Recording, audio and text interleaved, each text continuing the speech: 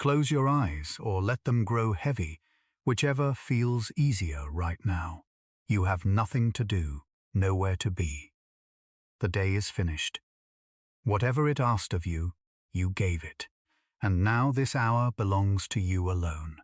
Let your shoulders soften. Let the weight of your body settle into whatever holds you, bed, couch, floor. It doesn't matter. You are supported. You are still. Tonight, we're going somewhere unusual. Not into the past or the future, not into deep space or the ocean floor, though we may brush past all of those before the night is through. Tonight, we are drifting into the space between what we know and what we cannot yet explain. A vast, quiet territory that science has circled for centuries without ever fully mapping.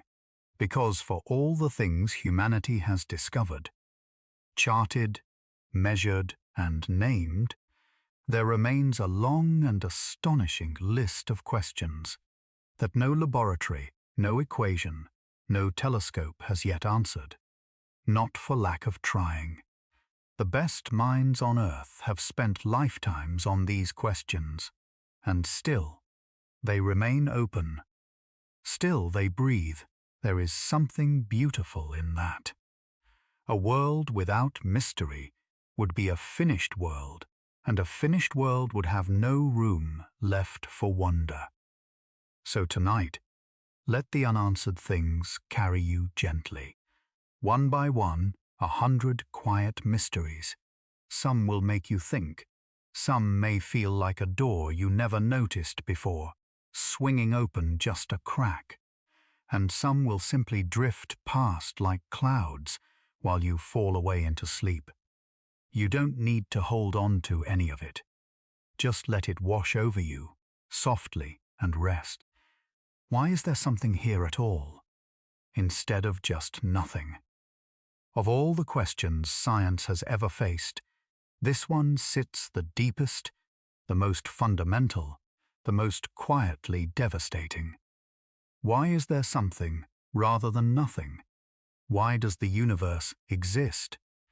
Physics can tell us how the universe evolved from its first fractions of a second. It can describe the forces that shaped galaxies and atoms. But it cannot tell us why there is a universe in the first place, or why there is anything at all rather than a perfect, featureless nothing.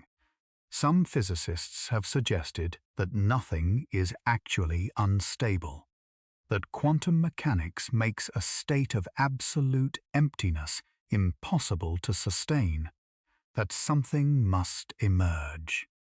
But that still leaves us asking what the laws of quantum mechanics were doing before the universe they seem to require existed. Philosophers have wrestled with this question for thousands of years.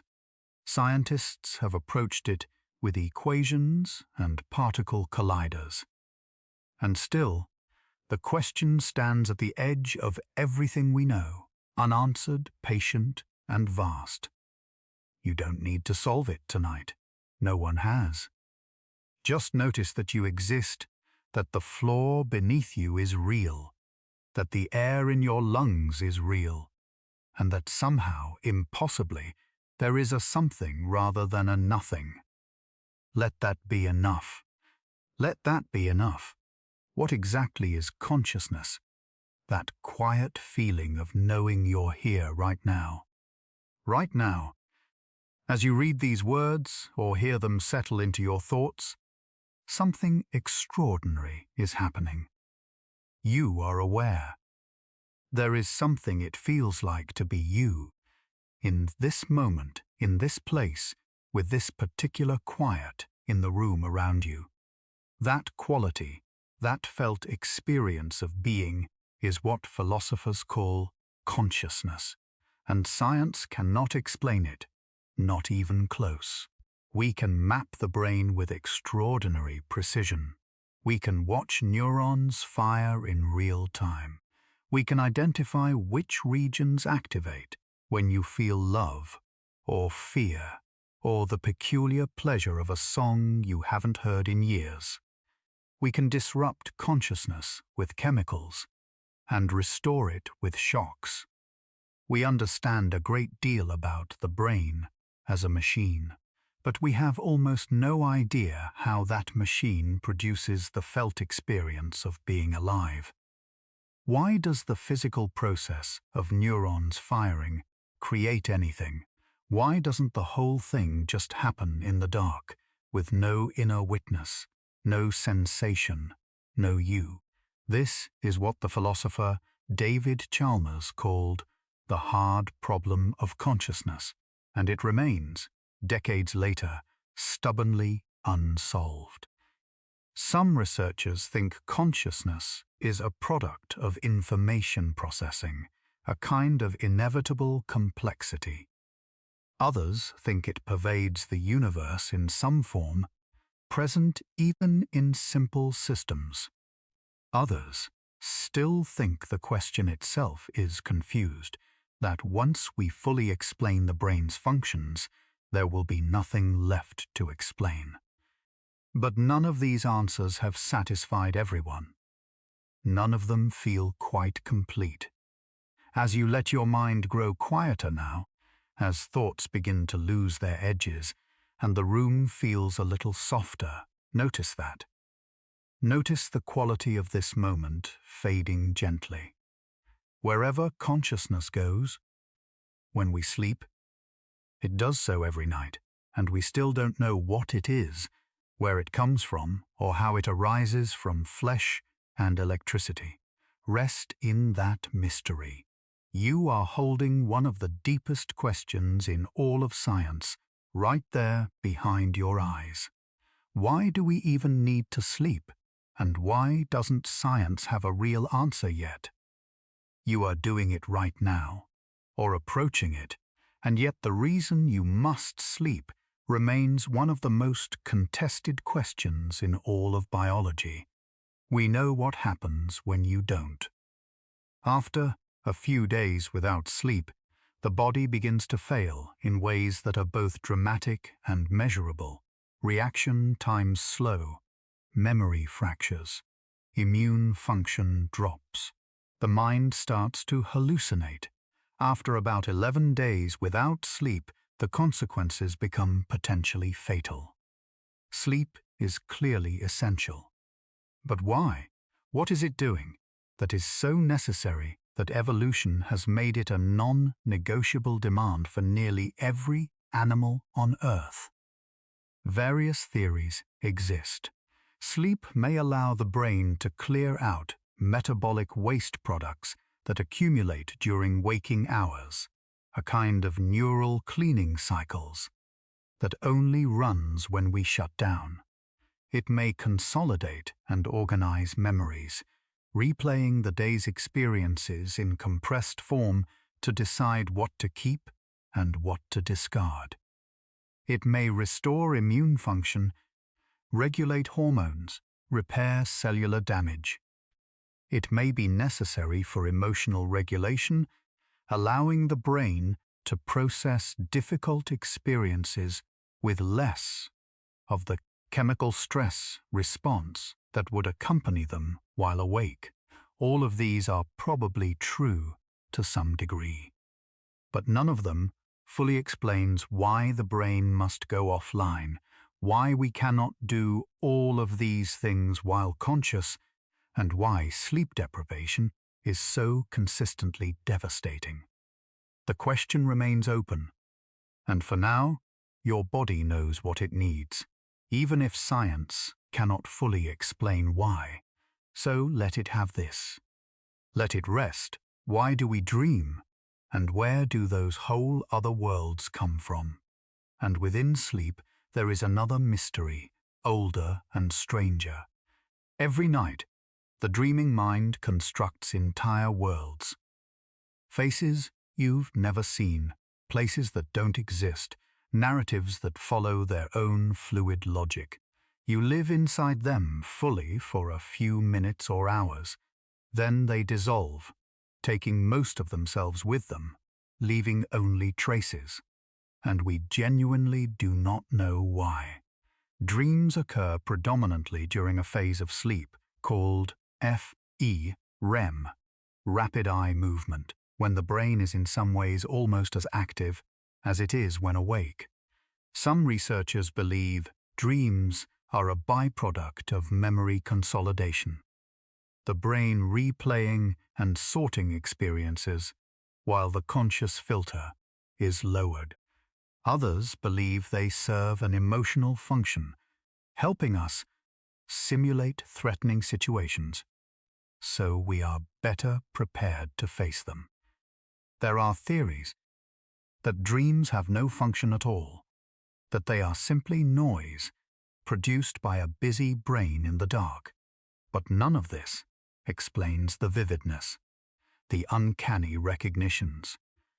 The way a dream about a person you haven't thought of in years can arrive with such specificity that you wake feeling you have actually been with them. Or the recurring dream you've had since childhood, the same hallway, the same feeling, unchanged. What are dreams trying to say? Maybe nothing. Maybe everything. Maybe the question itself is the wrong shape for the answer. As you drift now, through the borderlands between waking and sleep, you might catch a glimpse of the dreaming mind beginning to stir. Let it. It has been building its world all this time, waiting for you to stop watching. How did life actually start on this planet?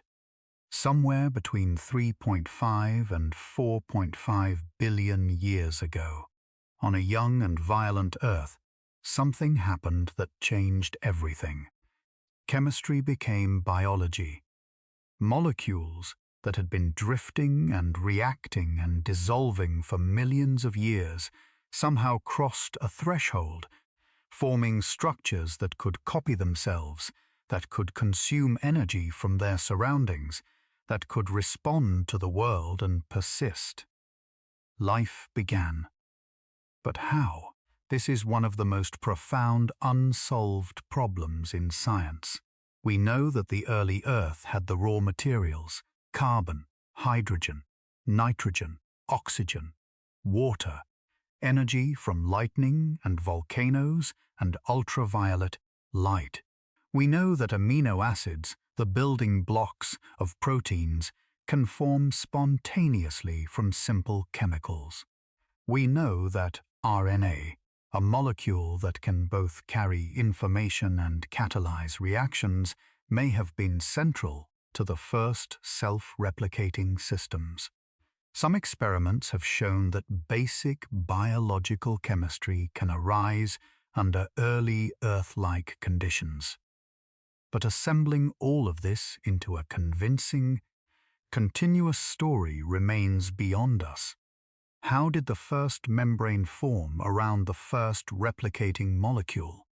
How did the genetic code arise? Why is the code the same in almost every living thing on Earth, from bacteria to blue whales? Was life's origin an inevitable product of chemistry, something that would happen again and again given the right conditions? Or was it an extraordinarily improbable accident, a confluence of events so unlikely it may never have happened elsewhere? We don't know. The origin of life remains one of the great open questions, a border between the living and the non-living that we have never fully illuminated. And yet, here you are. Whatever that first crossing was, however it happened, it set in motion the entire cascade that eventually produced you in this room, in this moment, breathing and dreaming and alive. Are we really alone out there in all of this? The universe contains at least 2 trillion galaxies. Each galaxy contains hundreds of billions of stars. Many of those stars have planets. Some of those planets orbit in the habitable zones where liquid water can exist. By sheer arithmetic, The odds that life never arose anywhere else seem almost impossibly small. And yet, despite decades of searching, despite radio telescopes scanning the sky for signals, despite missions to Mars and Saturn's moons, and the chemical analysis of distant atmospheres, we have found no evidence of life beyond Earth. Not a signal, not a microbe, not a fossil. The silence is itself one of the most unsettling mysteries in science, named the Fermi paradox after the physicist Enrico Fermi, who asked, in 1950, simply, "Where is everybody?" The possible answers range from hopeful to haunting. Perhaps life is genuinely rare.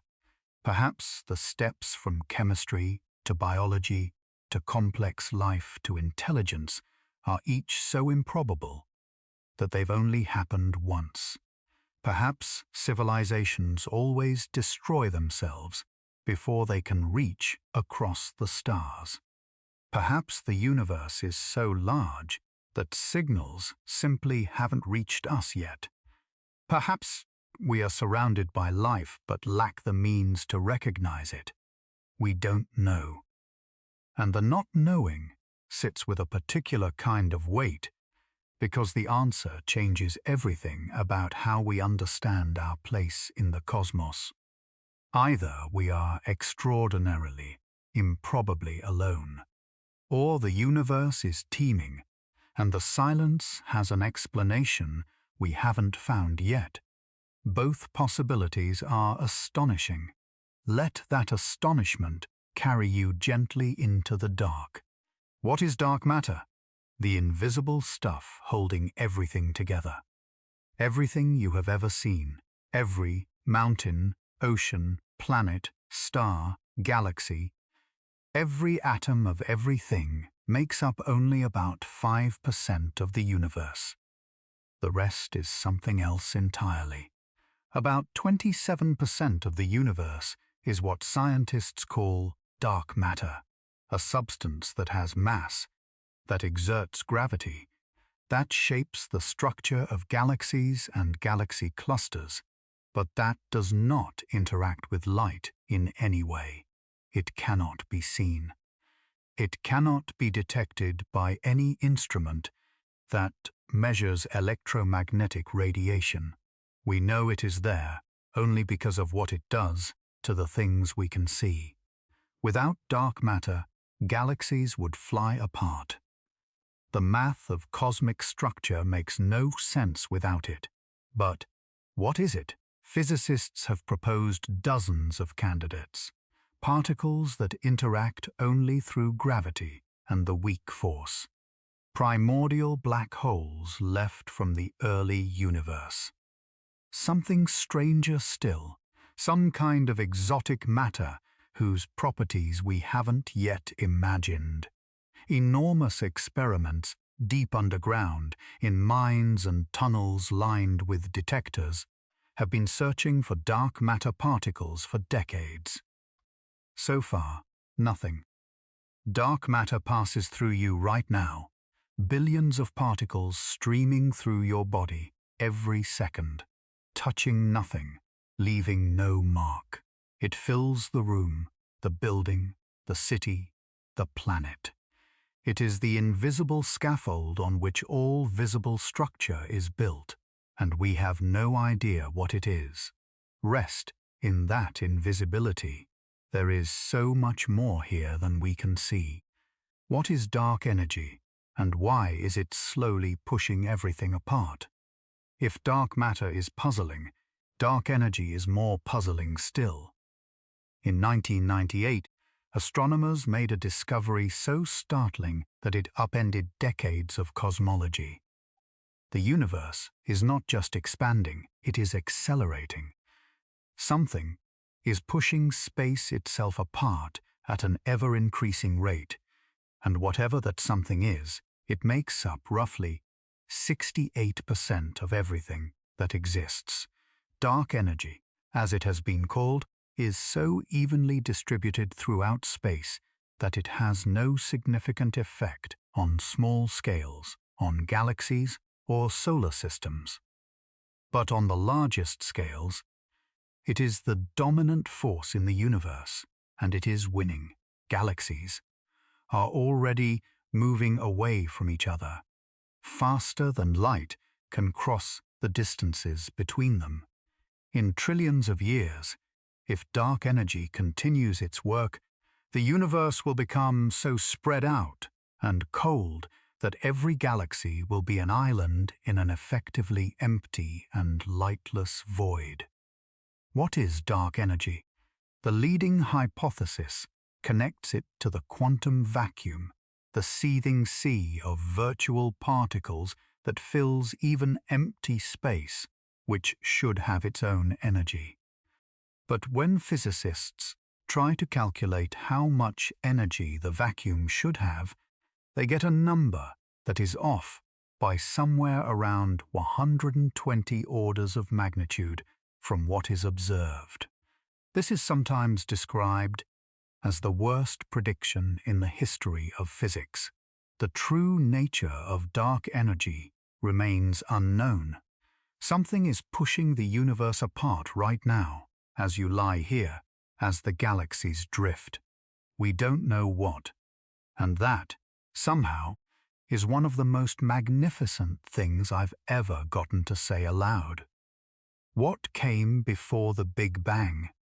If that question even makes sense, the Big Bang is the beginning of everything we know. Space, time, matter, energy, the laws of physics themselves all appear to have their origin in that initial moment, 8 billion years ago, when the universe erupted from an unimaginably small, hot, dense state and began expanding. But what came before that? The honest answer is that we don't know, and we may never know, because our physics breaks down completely at that boundary. General relativity, the best theory we have for describing gravity and the large-scale structure of space-time, predicts a singularity at the Big Bang, a point at which the equations simply stop working and produce infinities. The laws of nature, as we understand them, did not exist before that moment, or at least not in the form they now take. Some theories suggest there was no before. That time itself began with the Big Bang, and asking what came before is like asking what is south of the South Pole. Other theories propose that our universe emerged from a prior state, perhaps a quantum fluctuation in some larger multiverse, perhaps the collapse of a previous universe into a new Big Bang, a cyclic model of endless expansion and contraction. Some suggest an eternal inflation in which new universes constantly bubble off from a seething quantum foam, each with its own physical laws. We simply don't know. The beginning of everything is beyond our reach, behind a wall of fire that our instruments and our mathematics cannot yet penetrate. And maybe that is fitting. To know the very beginning would be to know the story from before its first word. Some things deserve to remain, at least for now, out of reach. How does the universe end? And does it end at all? We know the universe had a beginning. What we don't know is how it will end, or even if it will. The fate of everything depends on things we don't yet fully understand, including the nature of dark energy and whether its strength will remain constant over time. In the most likely current scenario, if dark energy continues as it is, the universe will simply expand forever, growing colder and more dilute until stars exhaust their fuel. Black holes evaporate over unimaginable timescales, and the last traces of structure fade into a cold, structureless darkness. This is called the Big Freeze, or heat death. the quiet extinction of all complexity. But there are other possibilities.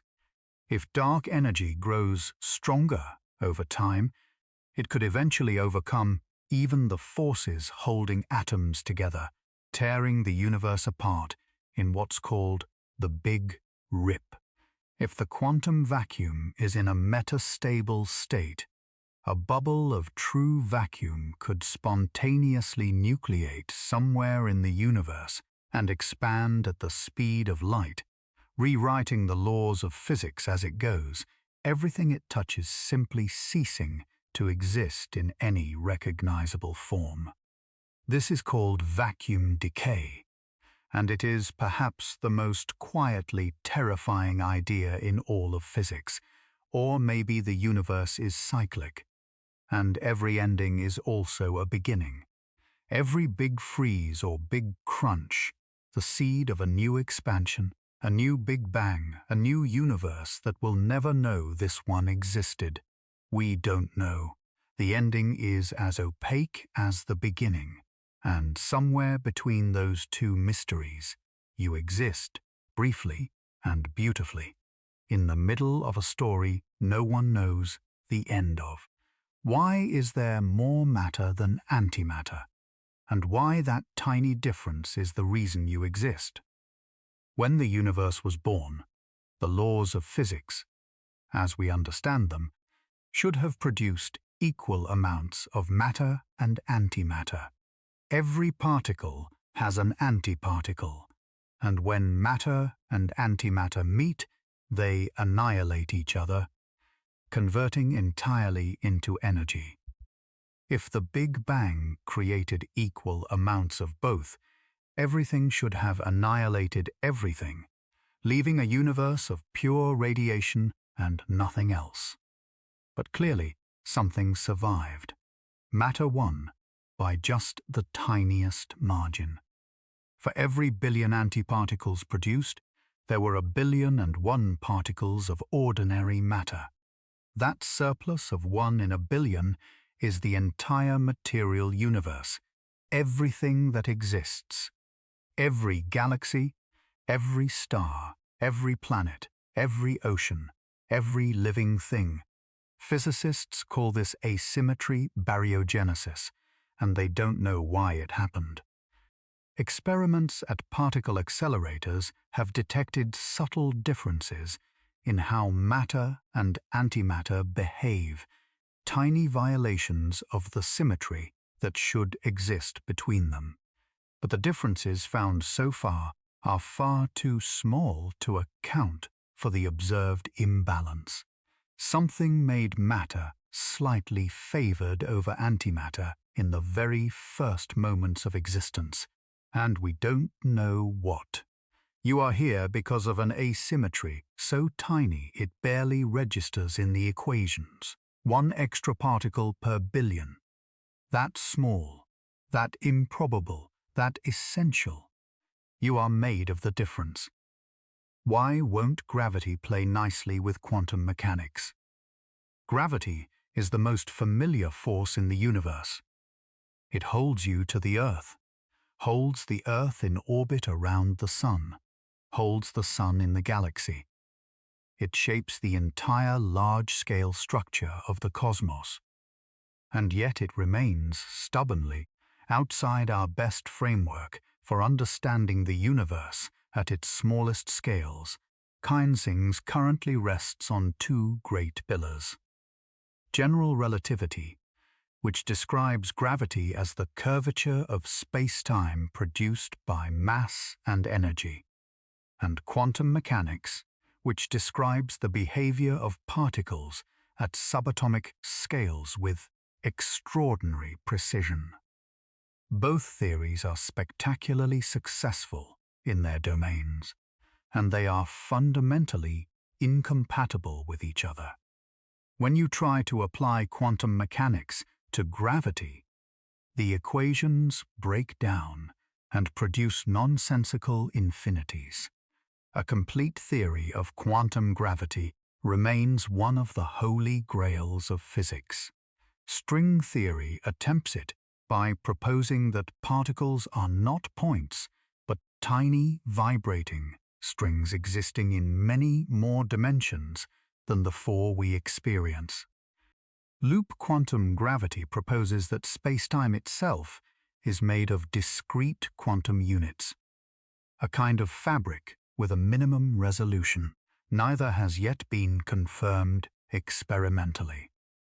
The search for a unified theory that can describe both the very large and the very small continues, and it is one of the most difficult problems in all of science.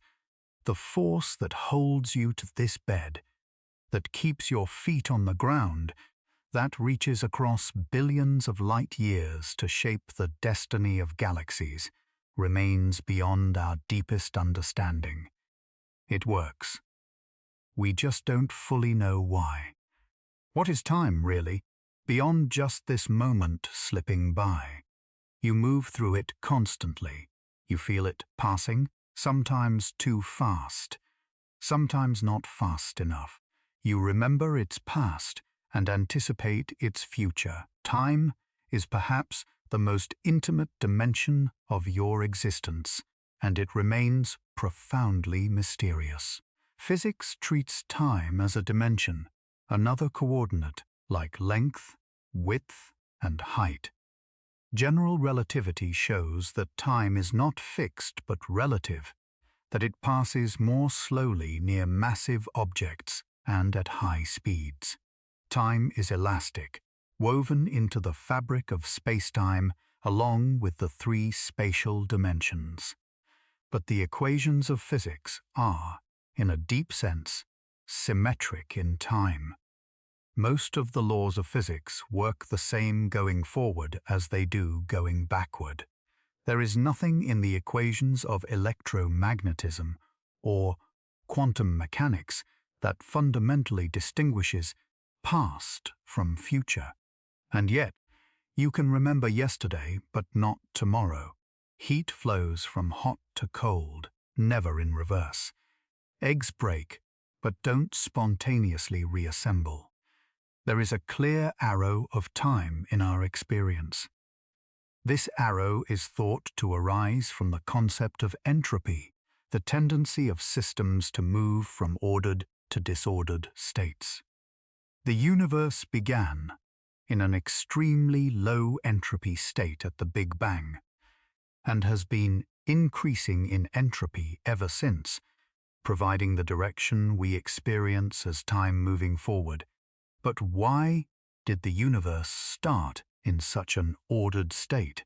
And what is time itself beneath all of this? Is it fundamental, or does it emerge from something more basic? Does it have a beginning and an end, or does it continue beyond the universe we know? These questions remain open. For now, let time do what it always does in the dark. Let it soften, slow, and carry you forward gently into sleep. What's actually inside a black hole, and why can we never know? We know black holes exist.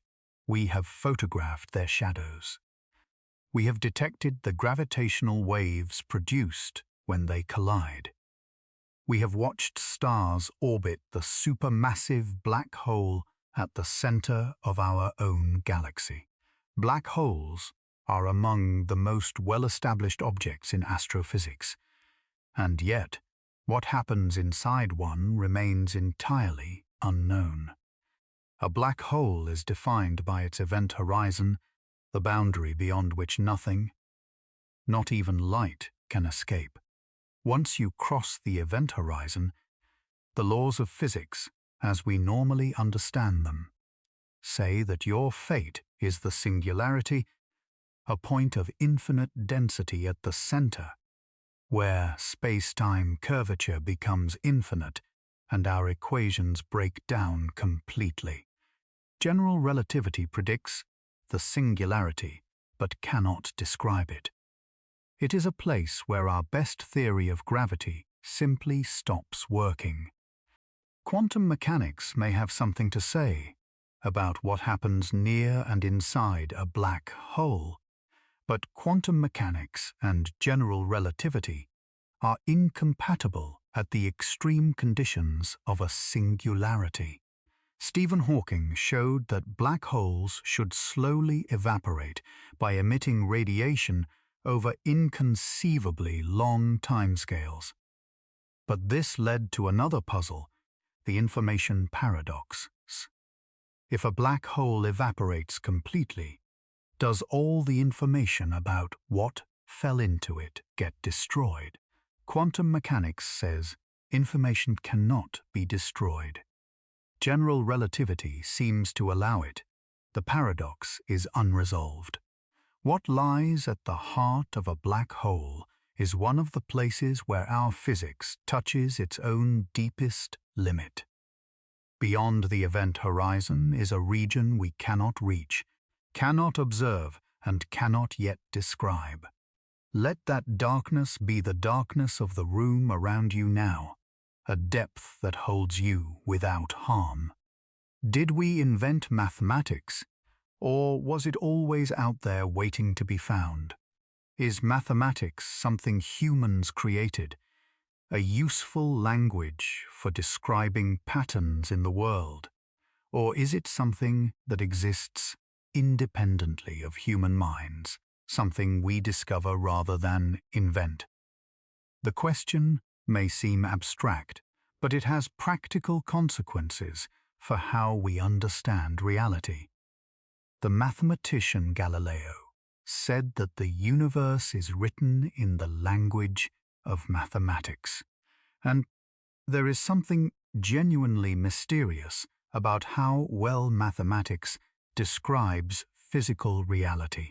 Even mathematics developed with no physical application in mind, non-Euclidean geometry, invented by mathematicians in the 19th century as a pure intellectual exercise, turned out to be exactly what Einstein needed to describe the curvature of space-time.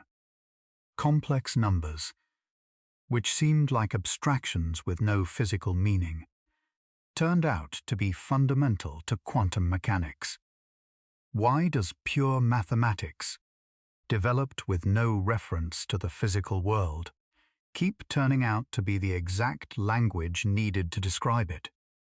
Some mathematicians and physicists, including the physicist Max Tegmark, have proposed that mathematical structures are not just descriptions of reality, but our reality, that the universe is, at its deepest level, a mathematical object.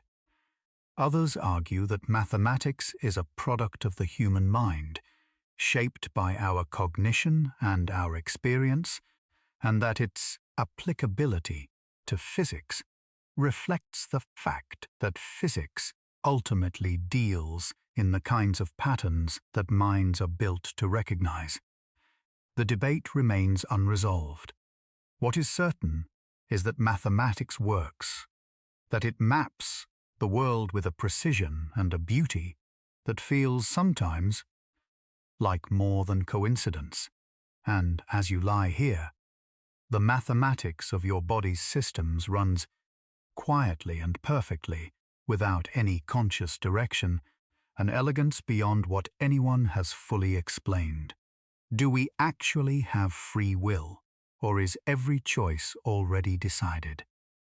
Right now, you could move your finger, or not.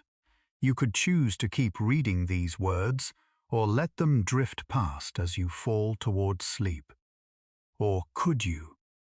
The question of whether humans have free will, whether any of our choices are genuinely free, or whether they are the inevitable product of prior causes, from brain states to physical laws, is one of the oldest and most contested questions in philosophy, and science has made it more complicated rather than simpler. Neuroscience studies have shown that brain activity associated with a decision can be detected before the person is consciously aware of making that decision. The readiness potential, a measurable electrical signal begins to build in the brain up to several seconds before a person reports deciding to move. This suggests that decisions may be initiated by unconscious neural processes, with conscious awareness coming after, not before. If that is true, the self that seems to be choosing may be more narrator than author, more witness than agent. Determinism, the idea that all events, including all brain states, are caused by prior events according to fixed physical laws, seems to leave no room for free will as we usually conceive it.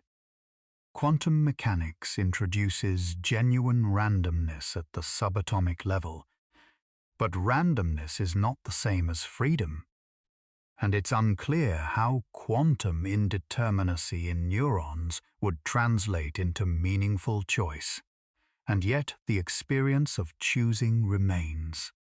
The feeling of deliberating, of weighing options, of deciding, whether that experience reflects something real about the causal structure of the brain, whether it matters even if it doesn't, whether free will can be redefined in a way that is compatible with determinism.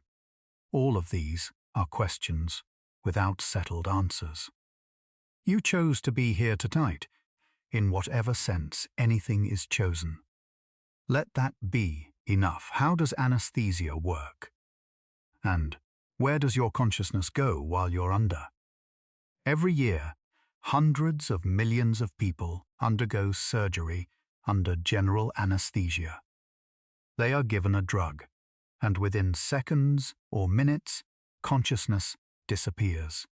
There is no experience, no sensation, no sense of time passing.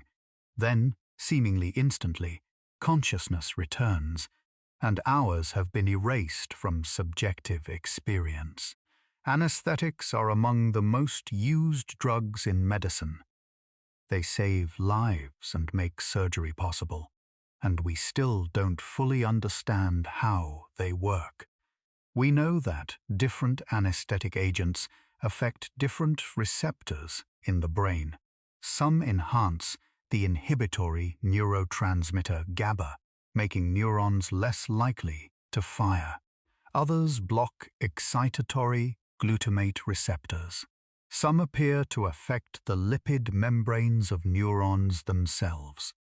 But the precise mechanism by which these molecular effects produce the global disappearance of consciousness, and then its restoration, is not well understood. Part of the reason this is so difficult is that it connects directly to the hard problem of consciousness. To understand how anesthetics turn consciousness off, you first need to understand what consciousness is and how the brain generates it, and that understanding doesn't yet exist. Anesthesiologists are extraordinarily skilled at what they do, but they work with tools whose fundamental mechanism of action remains, at the deepest level, a mystery. Every time a person goes under and comes back, they travel somewhere that cannot be observed or described. A place that is not sleep and is not death, a temporary pause in the current of experience. Let your own sleep tonight carry you somewhere gentler. No mystery, just rest. How do tiny birds find their way across thousands of miles without ever getting lost? Every year, billions of birds make journeys of thousands of miles, returning to the exact nest sites they used the previous year, crossing oceans and mountain ranges and featureless expanses of open water, navigating with a precision that exceeds our best GPS instruments. And they do it with brains the size of walnuts. Birds use multiple systems for navigation.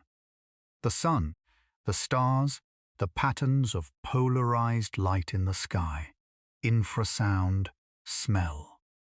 but one of the most remarkable is their apparent ability to sense the Earth's magnetic field, to use it as a compass and possibly as a map. This ability is called magnetoreception, and despite decades of research, we do not fully understand how it works. One fascinating hypothesis involves quantum mechanics. Certain molecules in the bird's eye, called cryptochromes, may undergo quantum reactions that are sensitive to the orientation of the Earth's magnetic field. The spin states of electrons produced by these reactions could, in theory, encode directional information that the bird's nervous system can process. If true, this would mean that birds are performing a kind of biological quantum computation while flying, using the most counterintuitive physics we know to navigate across continents. Whether this is actually what's happening remains debated and unproven. The bird looks out at a sky that is, to us, featureless, and sees something we cannot see, feels something we cannot feel, follows a map written in the invisible field of the Earth itself. The mystery of migration is still alive, still crossing the sky tonight. What is a memory? Really, and why is it far less reliable than you think? Your past lives inside your head. Every person you have ever known, every place you have ever been, the smell of a childhood home, the sound of a voice that is gone now, the particular quality of light on a specific afternoon years ago, that you can still retrieve, somehow, from wherever it has been living since. Memory is extraordinary, and we don't really understand it.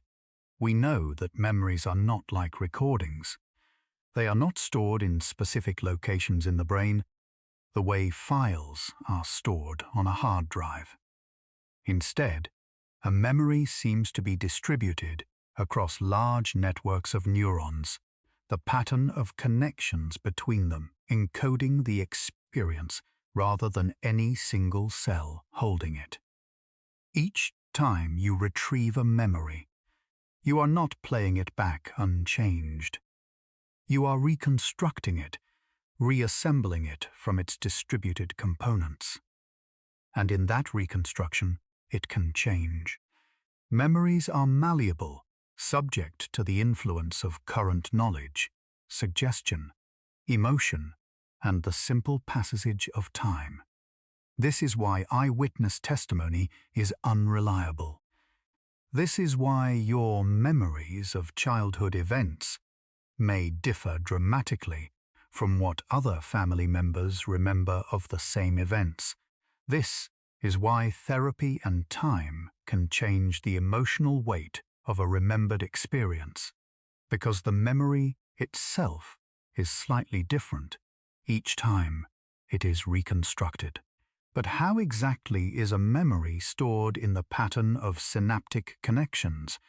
How does a specific experience, lived once, write itself into the biology of the brain in a way that can be retrieved decades later? How does the brain decide what to keep and what to discard? What is the difference between a memory that is vivid and one that is barely there? These questions are deeply active areas of research. The answers remain incomplete. Your past is held in you by a mechanism you still carry without fully knowing. Why does the brain split into two halves? And are they really one?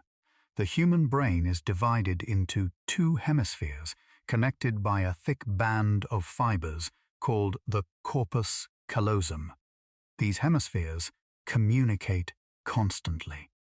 But in patients where the corpus callosum has been severed for medical reasons, strange things emerge.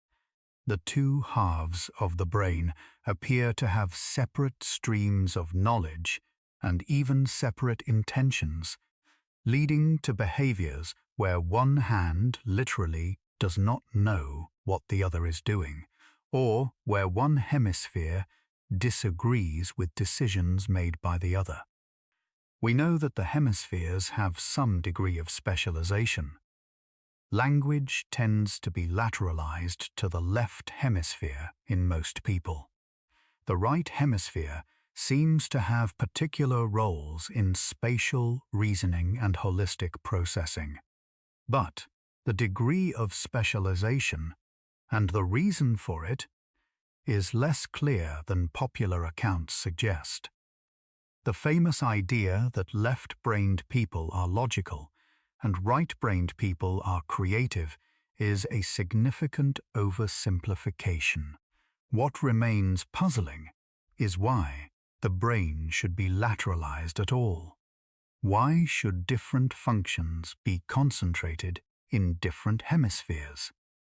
What is the evolutionary advantage of having two semi-independent information processing systems in one skull? How did this organization arise? And how does the remarkable coordination between the hemispheres in normal life actually work? We have two halves of a mind, broadly cooperative but subtly distinct, functioning as one, without our awareness of the seam. You have never noticed where the left gives way to the right, and yet it is happening right now, in every thought. Can mathematics actually describe everything? Or are there things it simply cannot touch? One of the remarkable things about physics is how often nature conforms to mathematical patterns of striking beauty and simplicity. The equations of general relativity have an elegant symmetry. The fundamental particles of physics fall into patterns described by group theory in ways that feel almost too perfect. When physicists search for new theories, they often use beauty and mathematical elegance as guides, trusting that the universe tends to prefer simple, symmetric structures. But is this always reliable? Is there some guarantee that every fact about the universe can be expressed in mathematics? The mathematician Kurt Gödel proved, in the 1930s, that any formal mathematical system, complex enough to contain arithmetic, must contain statements that are true but cannot be proven within that system. This incompleteness suggests that even mathematics has limits, truths that lie beyond what any particular formal system can reach. Does this have implications for physics?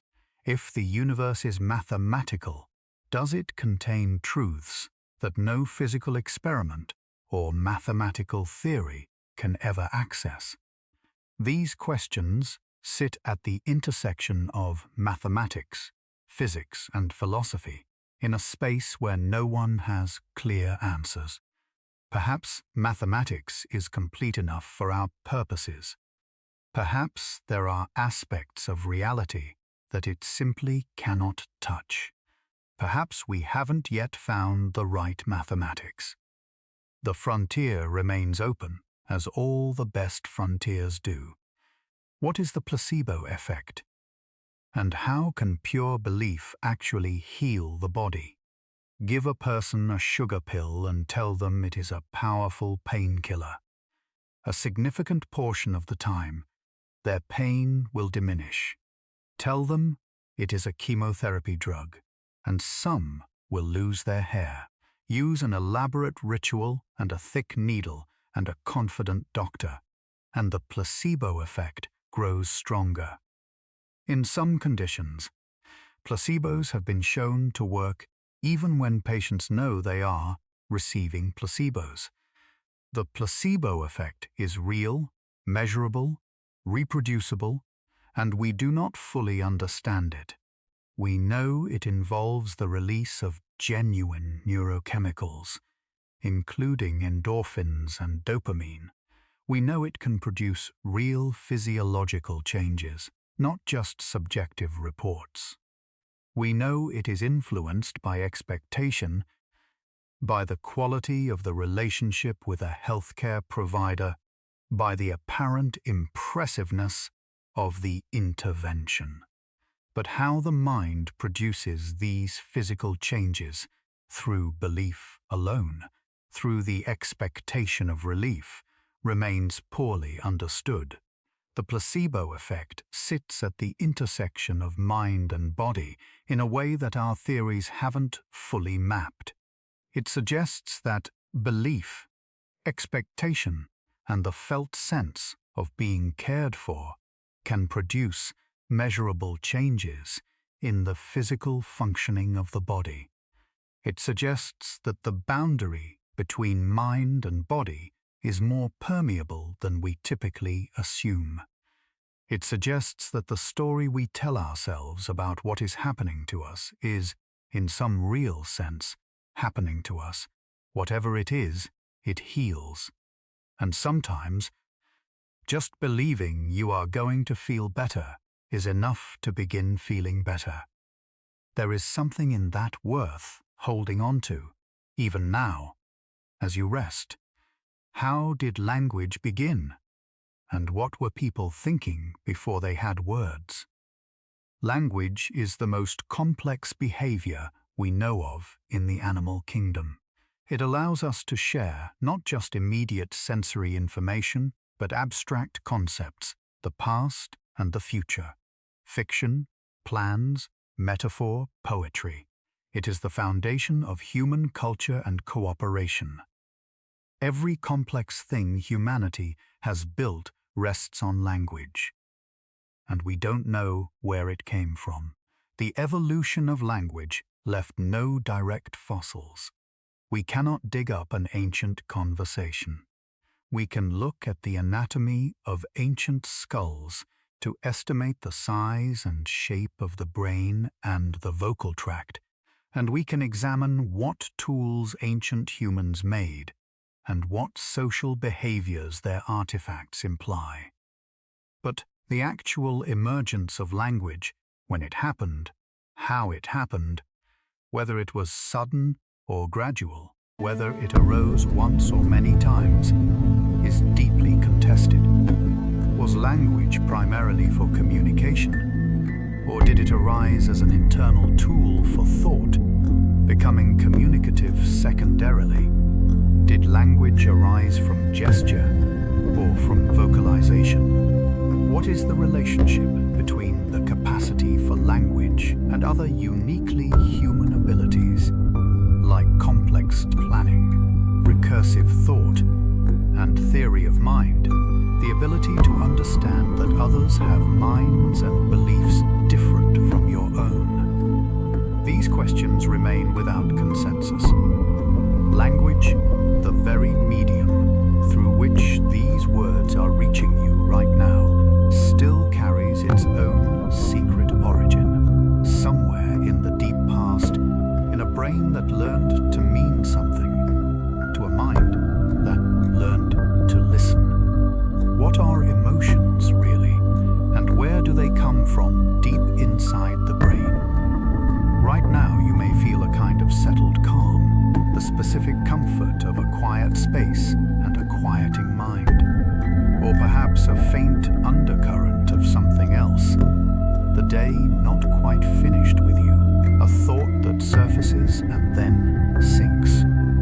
Emotions are the continuous weather of the inner life, always present, always shaping what we attend to and how we respond. And despite their immediacy, despite their power, we don't fully understand what they are or where they come from. Emotions were once thought to be universal and biologically fixed, built-in programs that arise in the same way in every human brain in response to certain situations. More recent research, particularly by the neuroscientist Lisa Feldman-Barrett, has proposed something quite different.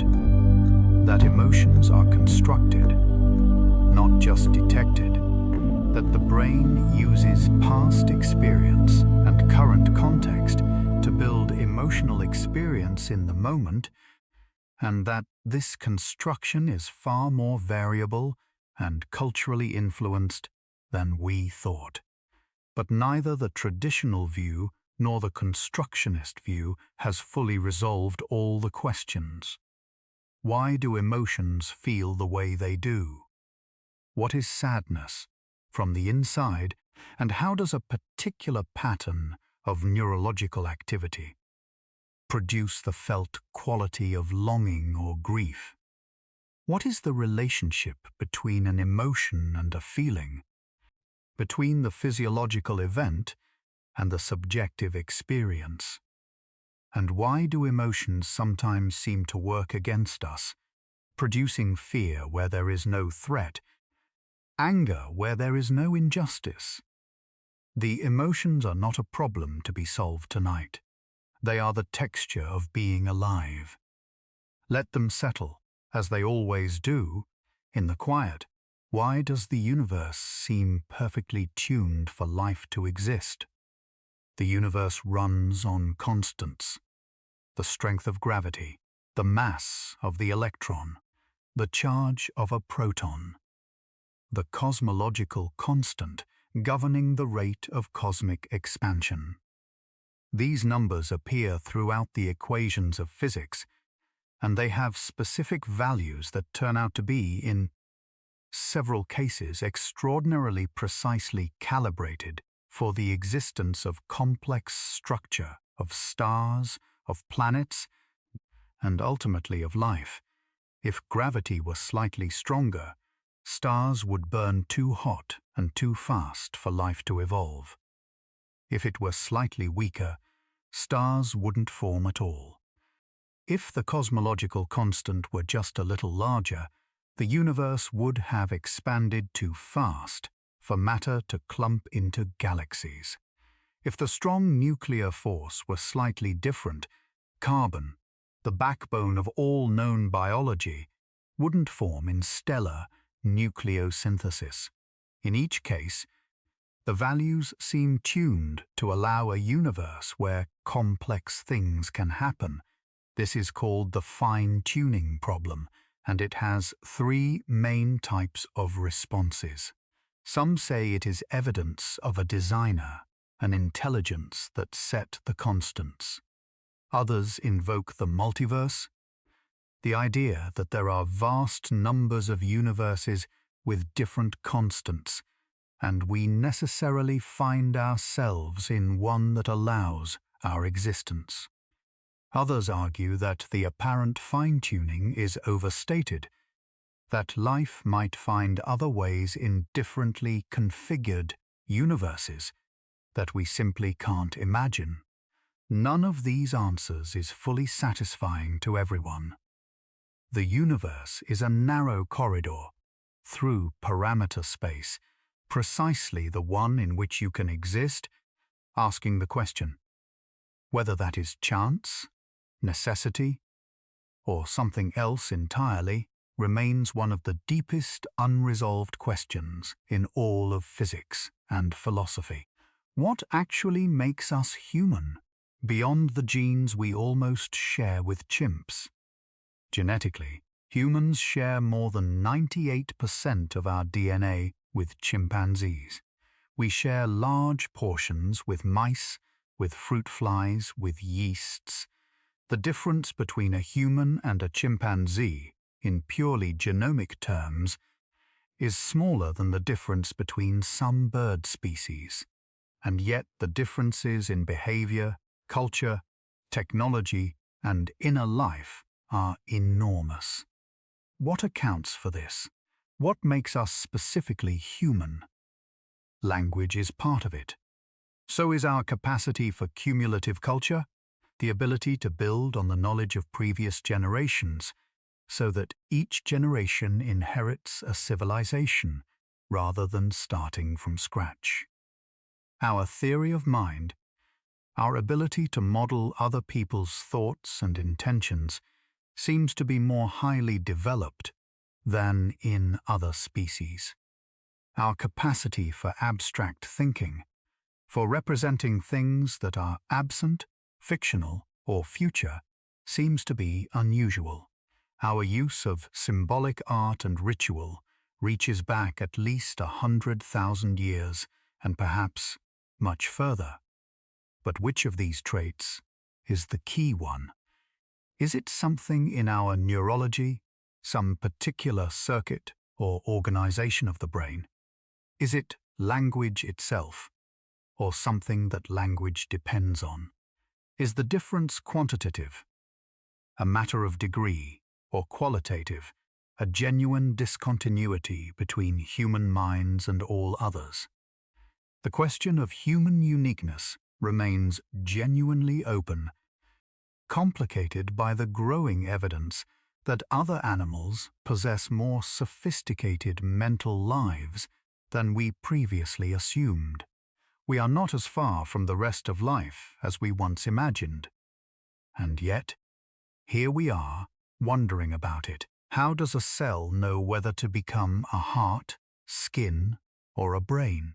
Every cell in your body contains the same DNA, the same complete instruction set for building every protein your body can make. And yet your body contains hundreds of distinct cell types. Heart muscle cells, which contract rhythmically and can never be replaced if lost. Neurons, which can form hundreds of thousands of connections with other cells.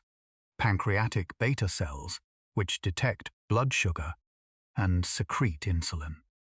Skin cells, which form a barrier and regenerate constantly. All of these carry the same genetic information and yet perform completely different functions. How does a cell, starting from the same genome, become a neuron rather than a skin cell? The answer lies in a process called differentiation, governed by epigenetics, the patterns of gene activation and suppression that are layered on top of the DNA sequence itself. But while we have learned an enormous amount about the molecular machinery of differentiation, the full picture of how a fertilized egg reliably produces, in every pregnancy, a complete and functional organism with the right number of each cell type in the right places at the right times, is still not completely understood. The development of an organism from a single cell is one of the most complex and reliable processes in biology. It is also one of the least completely explained. Every human body is a quiet miracle of self-assembly that science is still learning to read. What is intelligence, really? When we can't even agree on a definition, we call it intelligence, but we can't fully define it. Is it the ability to solve abstract problems, to learn quickly, to adapt to new situations, to understand language, to create art, to predict the future, to recognize patterns? Most serious attempts to define intelligence end up being circular, or end up describing a particular kind of intelligence that reflects human cognitive strengths more than any universal property. The debate over whether intelligence is a single general capacity or a collection of relatively independent abilities, like Howard Gardner's multiple intelligences, remains unresolved. IQ tests measure something real and predictive of certain life outcomes, but they clearly don't capture all forms of human cognitive capacity. And in the age of artificial intelligence, the question has become more pressing and more complicated. Systems that can outperform humans at chess, protein folding, language generation, and image recognition. Are these systems intelligent? What would it mean if they were? We have built tools that seem to exhibit some properties of intelligence, without us understanding what intelligence actually is. The conceptual foundations remain shaky, contested, and productively unclear. And your own intelligence, the particular way you take in the world, make connections, feel understanding arrive, remains something you experience without fully knowing what it is. Does the quantum world actually reach into living things, into your own body? Quantum mechanics governs the behavior of atoms and subatomic particles, and at that scale, the rules are fundamentally strange. Particles can be in superpositions of multiple states simultaneously. The act of measurement collapses these possibilities into a single outcome. Particles can be entangled in ways that make their states instantaneously correlated regardless of distance.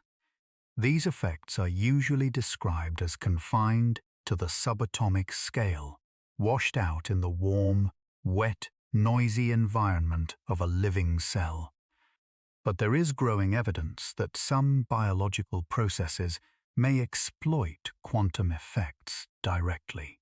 Photosynthesis, the process by which plants and bacteria convert light into chemical energy, appears to involve quantum coherence, with energy being transferred through multiple pathways simultaneously in a way that cannot be explained classically.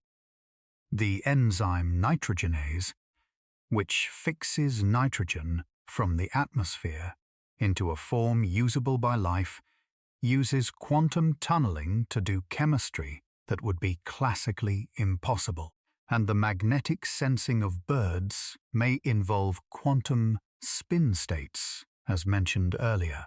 The emerging field of quantum biology is exploring whether evolution has learned to exploit the quantum world, not just at the level of chemistry, but in specific biological mechanisms that depend on quantum effects for their function.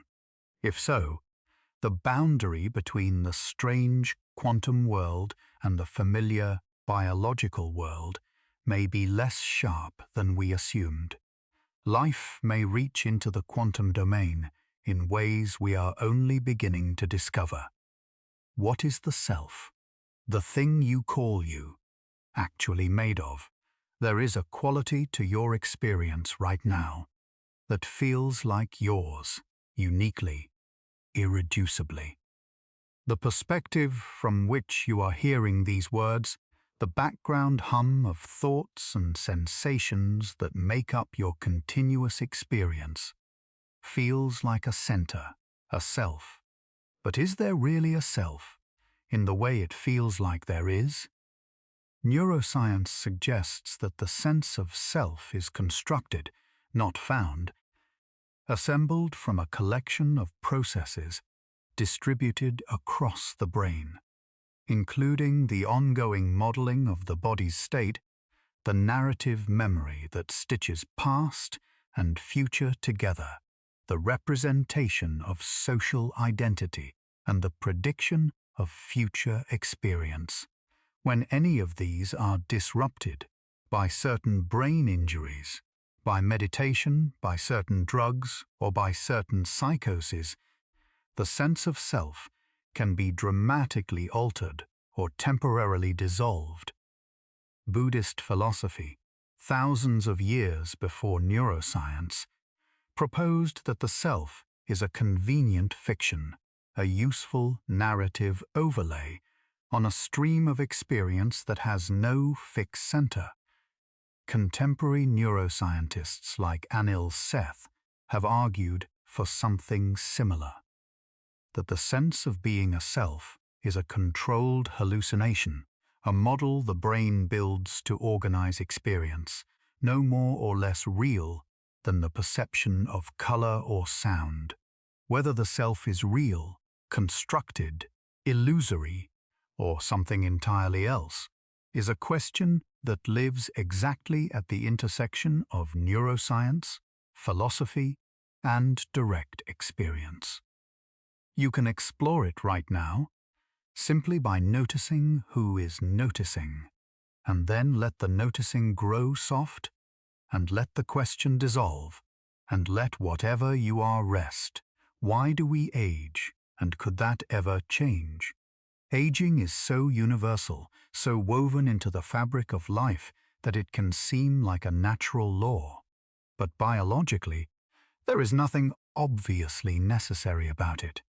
Some organisms, like the immortal jellyfish Turritopsis dohrnii, can apparently cycle back to an earlier stage of their life cycle rather than aging. Other organisms show what's called negligible senescence. Their risk of death does not increase with age in any measurable way. In humans and most animals, aging involves the progressive accumulation of cellular damage. Telomeres, the protective caps on chromosomes, shorten with each cell division. DNA accumulates mutations. Proteins misfold. Mitochondria become less efficient. The immune system grows less responsive. But why these processes happen at the rate they do, and why evolution has not more effectively suppressed or repaired them, is not entirely clear. One influential theory suggests that evolution simply has less incentive to maintain the body past reproductive age, because an individual who has already reproduced has passed their genes on, and the machinery of natural selection acts primarily on reproductive success rather than on longevity. Another theory proposes that some of the mechanisms of aging are the delayed costs of processes that are beneficial in youth, like the inflammatory response that clears infections, but over decades contributes to chronic disease.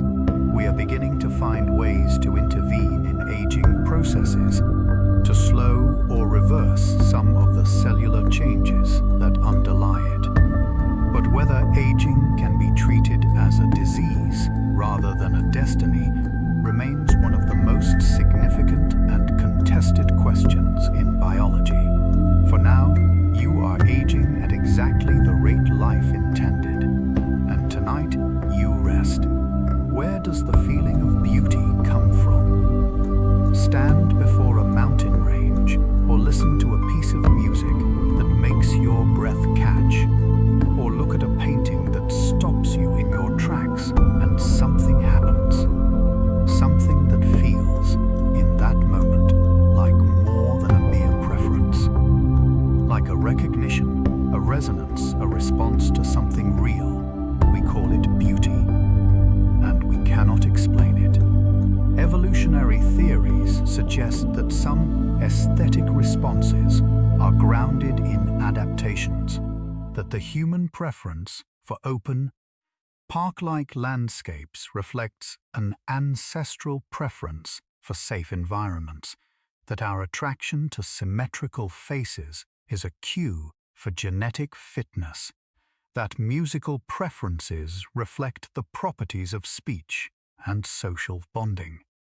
These explanations have something to them, but they seem inadequate to the full experience of beauty, to the way a piece of music can make you feel that everything, for a moment, is exactly as it should be. Is beauty in the object or in the perceiver?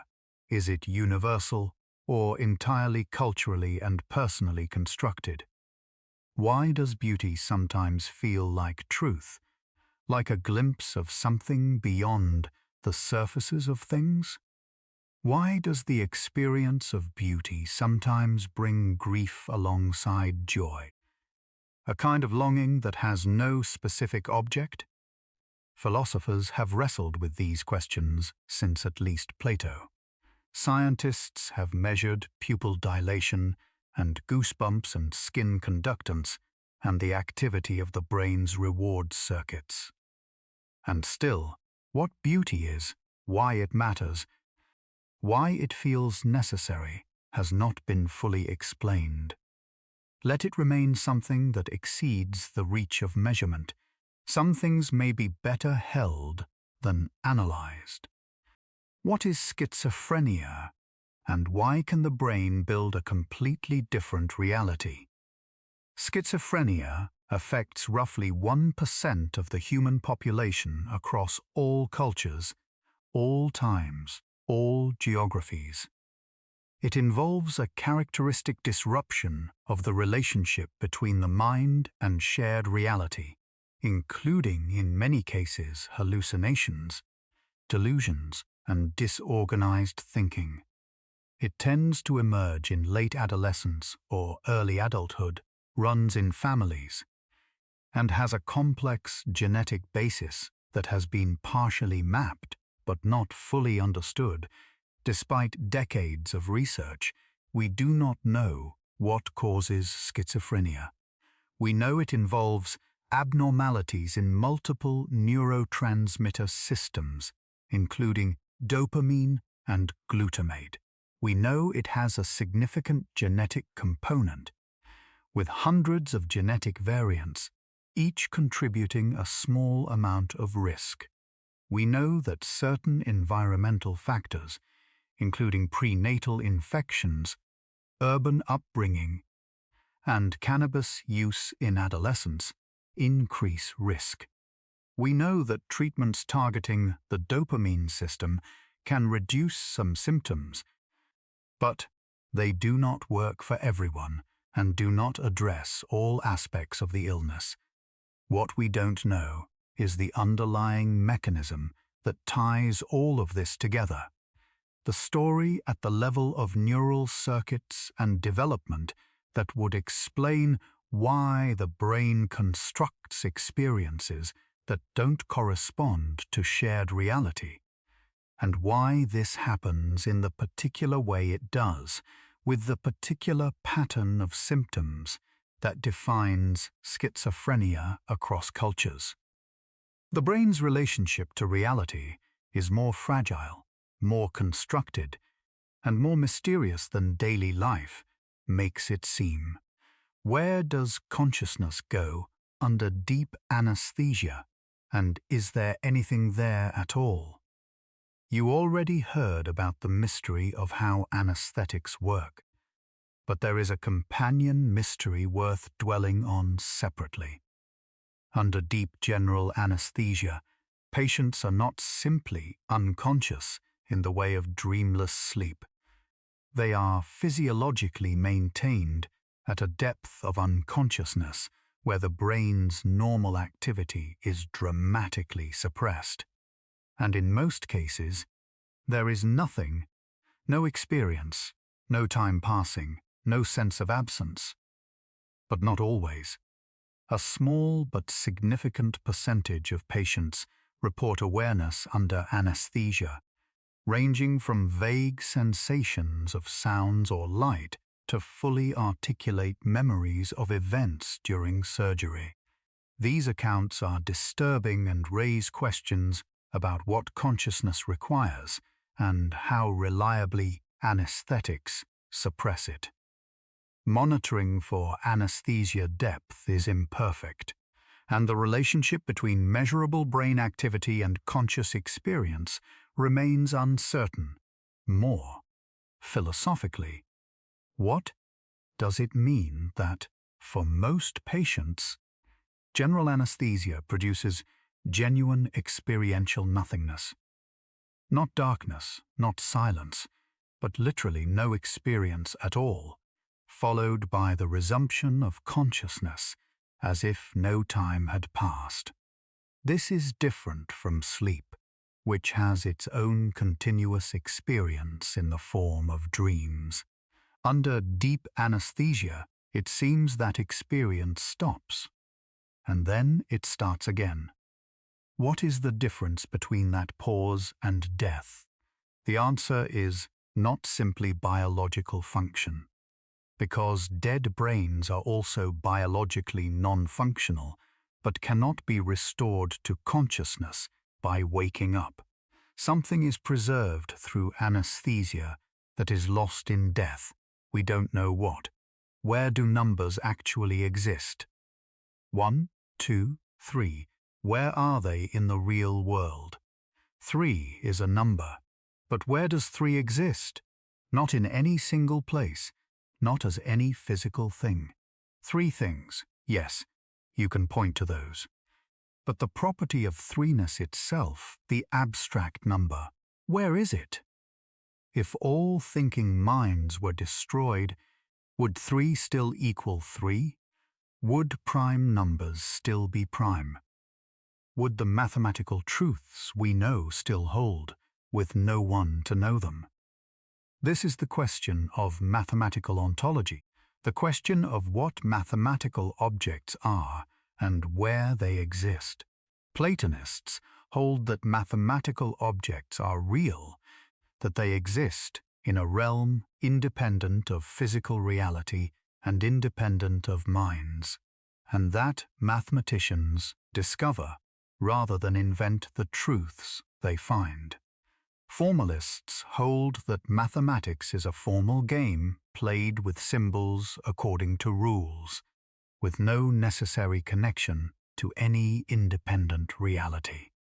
Intuitionists hold that mathematics is a mental construction, that mathematical objects exist only insofar as they can be constructed by a finite mind. Each of these positions has profound consequences and faces serious objections, and the question of which is right, or whether any of them is right, remains open. The abstract objects that seem to govern the physical world, the numbers and equations and symmetry groups that appear in the laws of physics, their ultimate nature remains one of the deepest questions in the philosophy of mathematics. Tonight, let the numbers rest. They will be there in the morning. What causes that strange feeling of déjà vu? Like you've been here before. You've been here before. This moment, this conversation, this particular quality of light. You haven't been here before, and you know it. But the feeling persists, complete and unmistakable, a certainty of familiarity that has no basis in actual memory. Déjà vu, the sense of having experienced the present moment before, occurs in roughly 60 to 70% of people at some point in their lives, and it remains poorly understood. One leading hypothesis involves a misfiring of memory systems. Normally, the brain uses distinct systems to signal that something is new versus familiar. Déjà vu may occur when the familiarity signal fires incorrectly, without an actual matching memory, creating the sense of recognitions attached to a genuinely novel experience. Temporal lobe structures, particularly the hippocampus and nearby regions, are thought to be involved, partly because déjà vu occurs frequently in people with temporal lobe epilepsy. But the mechanism of the misfiring, what triggers it in people without epilepsy, why it occurs more often in younger adults and with fatigue and stress, and why it has the particular phenomenological quality it does, the sense of knowing that it is false at the same time as feeling it to be true, is not well understood. It is a crack in the normal construction of experience, a moment when the machinery of memory briefly shows through, and then it passes, leaving only the feeling that it once happened, which is exactly what it always felt like. Are trees actually talking to each other right now? The idea of plants communicating seems almost like science fiction, and yet the evidence that they do something that warrants that description, in some form, is substantial and growing. Plants release volatile chemical compounds when damaged, and neighboring plants of the same species can respond to these compounds by ramping up their own defenses before they themselves are damaged.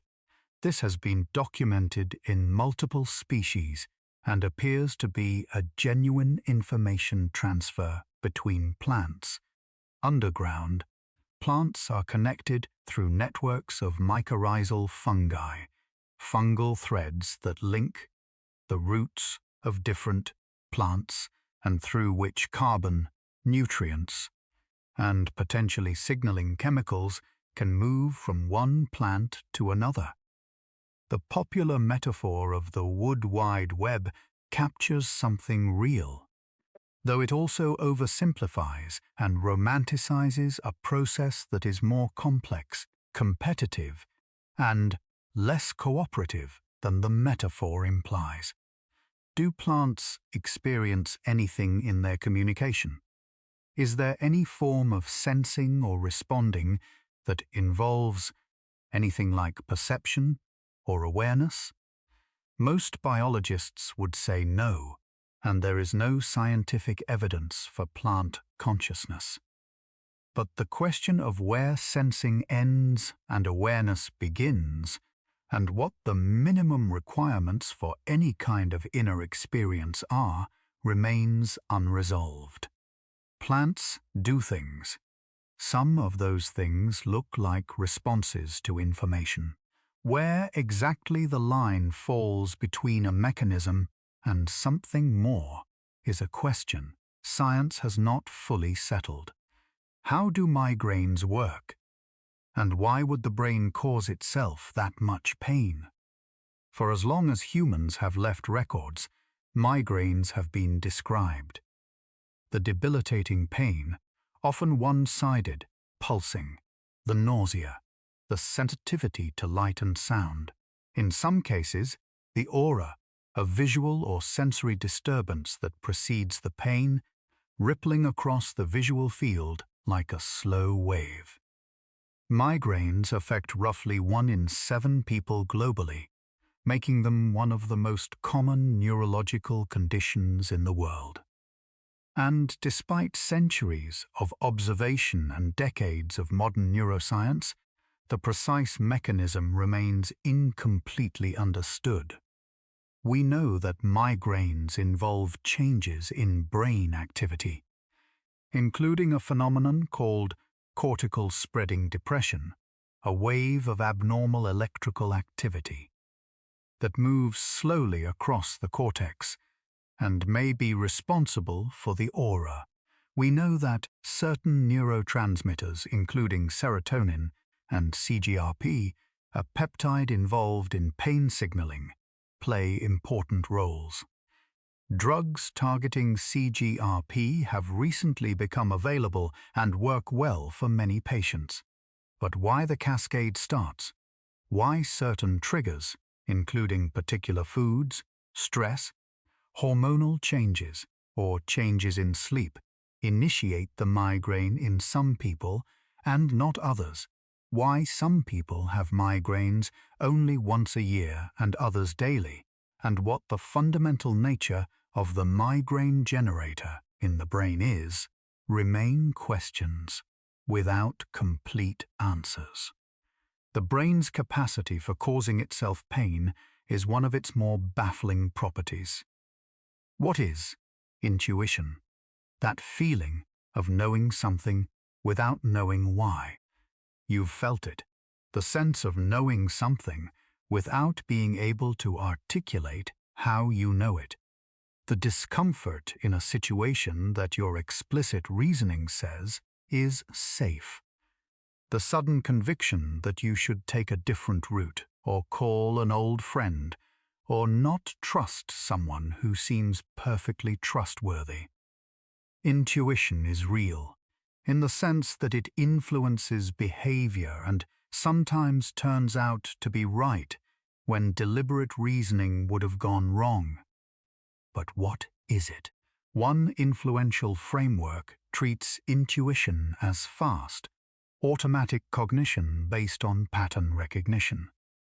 The brain processes an enormous amount of information without conscious access, detecting patterns and regularities that don't rise to the level of articulable knowledge, but that influence behavior through gut feelings, through mood, through inexplicable convictions.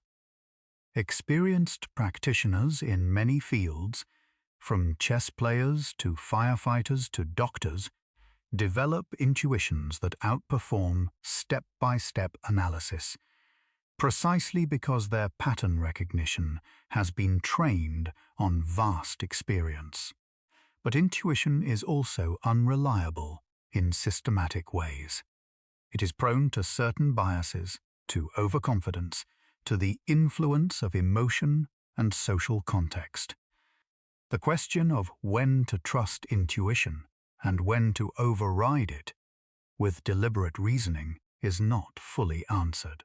And the deeper question of how unconscious pattern recognition produces the felt sense of knowing, how implicit processing becomes the bodily certainty of a gut feeling, sits at the intersection of cognitive science and the philosophy of mind in a space that is still being mapped. How do you recognize an old friend's face in an instant, even after years apart? Humans are extraordinarily good at recognizing faces.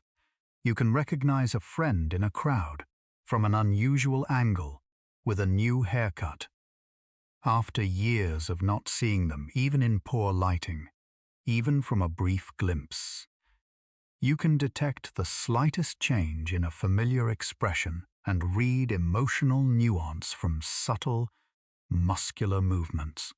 This capacity is so refined that it seems almost magical, and we still don't fully understand how the brain does it. We know that the brain has dedicated neural machinery for face processing, including a region called the fusiform face area in the temporal lobe that is specifically responsive to faces. We know that face recognition is different from the recognition of other objects, that it is holistic rather than feature-based, meaning we process the face as a whole configuration rather than analyzing features separately. We know that this system is present early in infancy and is biologically primed to prefer face-like stimuli. But the exact computations the brain performs to go from a pattern of light on the retina to the recognition of a specific individual, and the reason why this fails in prosopagnosia, the condition where face recognition is lost despite preserved vision, or why some people are face blind while others are super recognizers, remains an area of active research. The face looking back at you in the mirror is familiar to you in a way that involves some of the most sophisticated and least understood processing in your brain. Does the universe have an edge? And if it does, what's on the other side? We know the observable universe, the region from which light has had time to reach us since the Big Bang, has a boundary.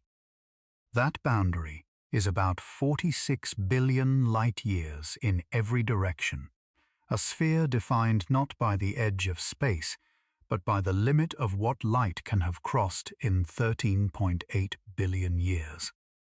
Beyond that boundary, we cannot see. But is there space beyond it? And if so, does that space go on forever, or does it have some kind of edge? These questions are genuinely unanswered. Current measurements suggest that the universe is flat, not curved back on itself in the way that a sphere is curved, which would imply that it is infinite. But we can't rule out that it has some large-scale topology that wraps it back on itself, in ways that would only be detectable on scales much larger than what we can observe.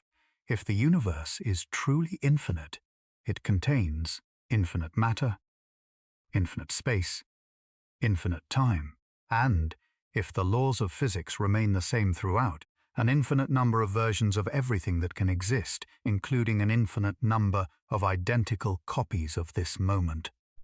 Of you, lying here, reading these words. This is the kind of infinity that should make you feel a particular kind of vertigo before sleep. A very productive vertigo. What's at the bottom of the deepest ocean? A place we know less about than the surface of the moon. It seems almost impossible that in 2025, with satellites mapping other planets and rovers crossing the surface of Mars, roughly 80% of Earth's ocean floor remains unmapped at high resolution. The deep sea, particularly the abyssal and hadal zones, depths below 4 and 11 kilometers respectively, is among the least explored environments on Earth. What we have found there defies many of our assumptions. Hydrothermal vents, where superheated water rich in minerals erupts from the seafloor, support entire ecosystems fueled not by sunlight but by chemical energy, by chemosynthesis rather than photosynthesis.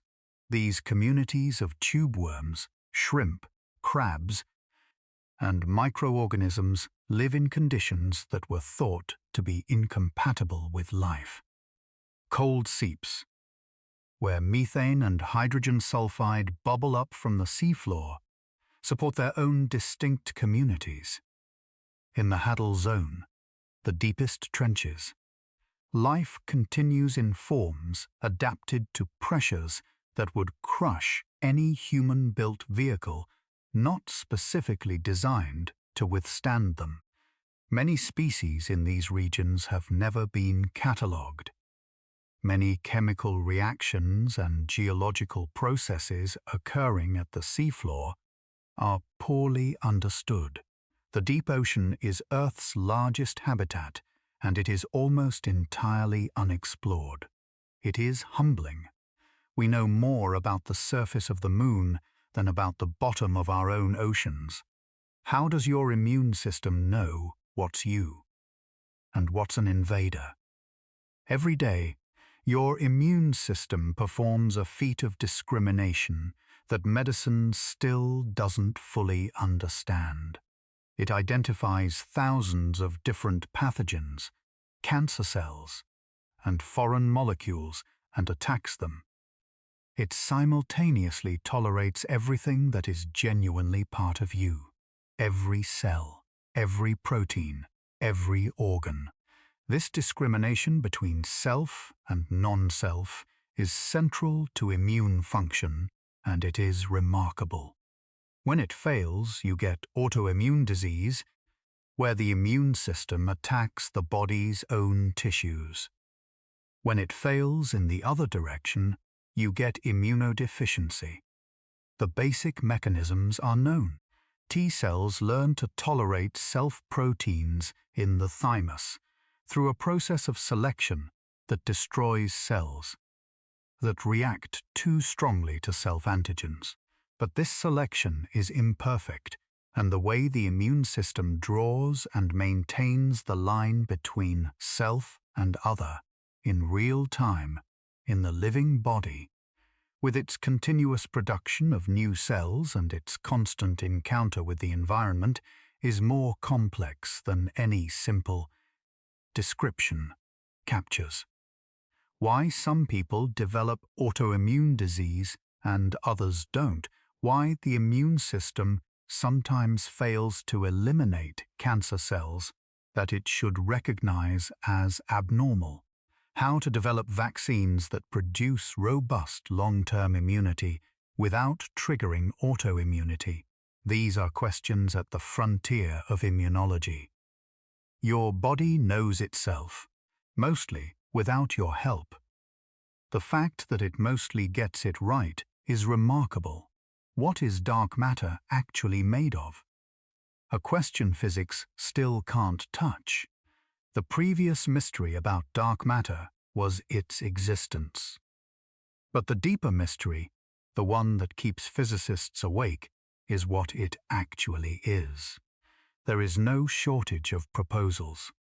WIMPs, weakly interacting massive particles, were for decades the leading candidate. They fit naturally into extensions of the standard model of particle physics and were predicted to produce a detectable signal in underground detectors. After 30 years of increasingly sensitive searches, no WIMPs have been found.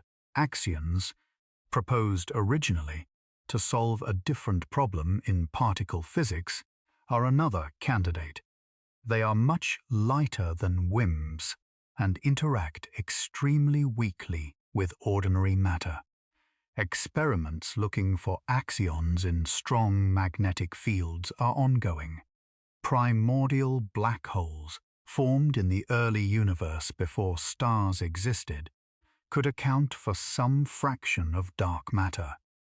Sterile neutrinos, hypothetical particles that interact even more weakly than ordinary neutrinos, are another option.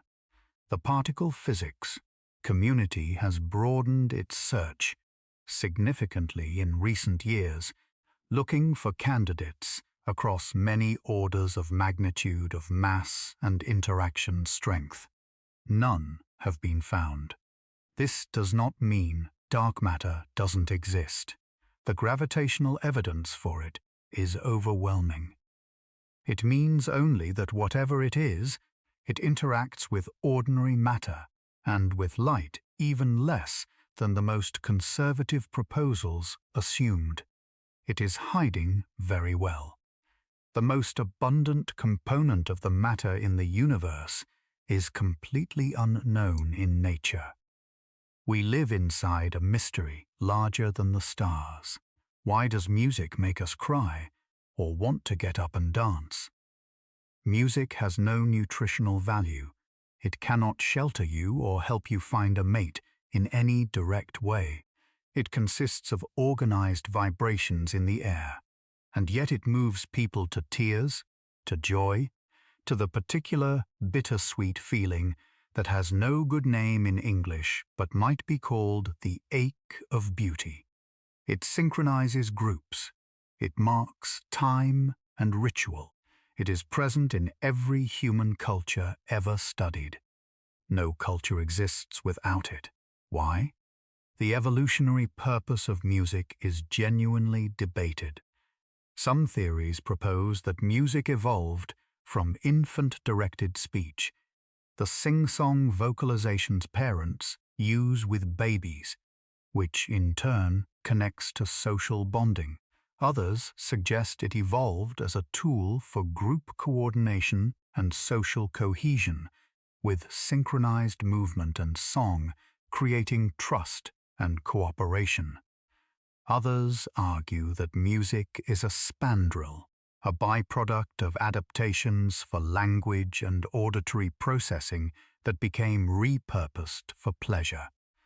But even if we understood the evolutionary story, the question of why music produces the felt experience it does, why a minor seventh chord carries a particular emotional weight, why rhythm in music produces the urge to move, why certain melodies provoke the chills called frisson, these questions sit at the intersection of neuroscience, aesthetics, and phenomenology in territory that is still being explored. Music reaches into you through a mechanism you can feel but cannot explain. That is perhaps exactly what music is for. Is empty space really empty? Or is it quietly boiling with invisible things? Empty space is not empty. Quantum mechanics predicts, and experiments confirm, that even in a perfect vacuum with no particles present, There are fluctuations of energy, brief appearances and disappearances of virtual particle pairs that exist for tiny fractions of a second before annihilating. This is the quantum vacuum, and its effects are measurable. One such effect is the Casimir effect. Two uncharged metal plates placed very close together in a vacuum are pushed together by the quantum vacuum fluctuations. Because the space between the plates excludes certain fluctuation modes that exist outside them, creating a net pressure. This has been measured experimentally and matches theoretical predictions. The quantum vacuum also contributes to the masses of particles and to the energy of the universe itself.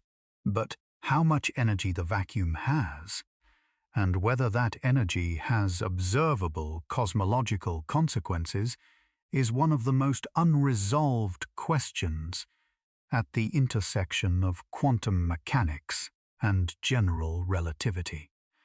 The calculation of the vacuum energy density from quantum field theory gives a number 120 orders of magnitude larger than the observed cosmological constant. This discrepancy is sometimes called the biggest problem in physics. Something is cancelling out the vacuum energy, or the calculation is wrong in ways we don't understand, or our understanding of both quantum mechanics and gravity is missing something fundamental. The empty space around you is full of something we don't understand.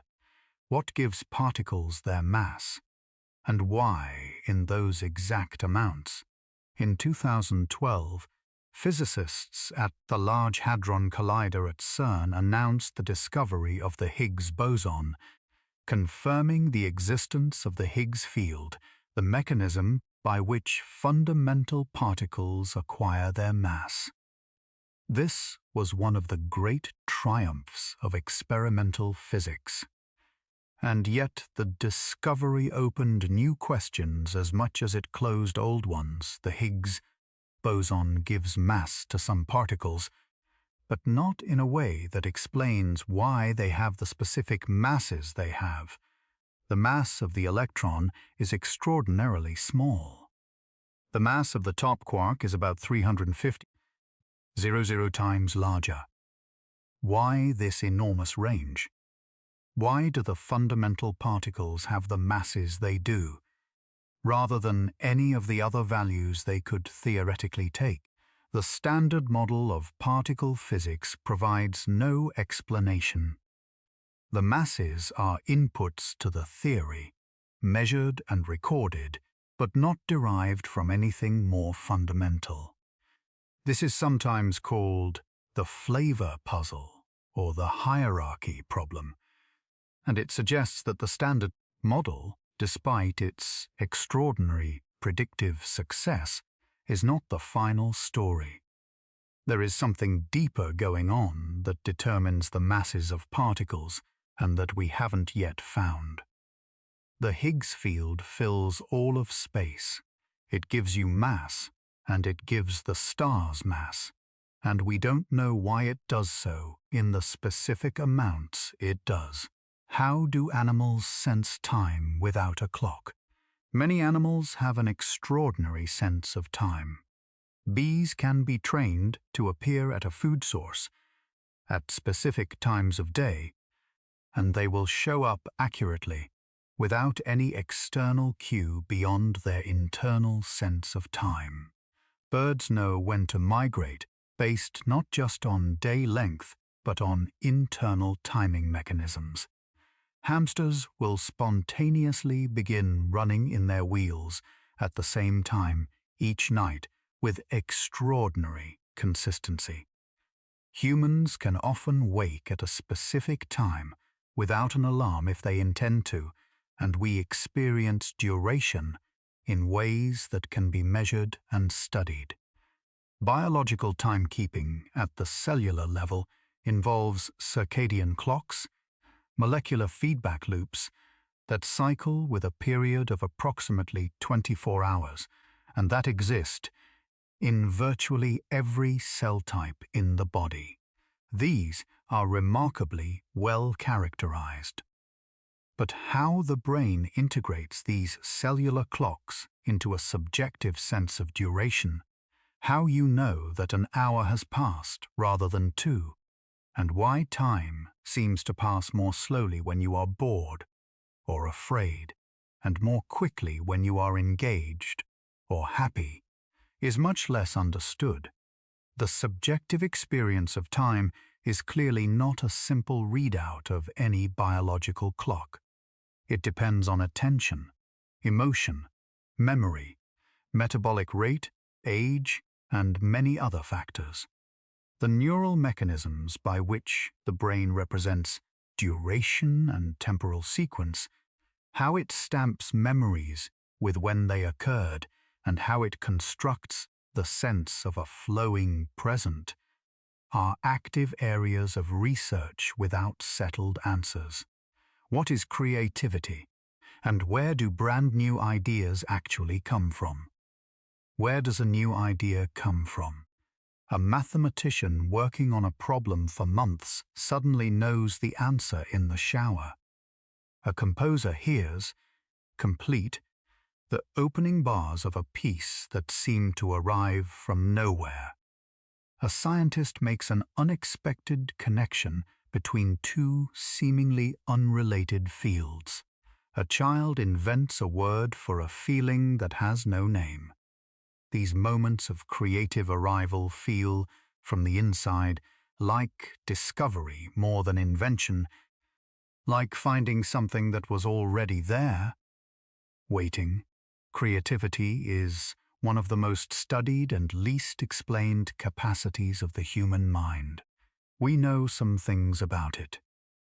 It tends to be facilitated by a particular kind of relaxed, wandering attention, by stepping away from focused effort, by the association of distant concepts, by exposure to diverse domains and experiences.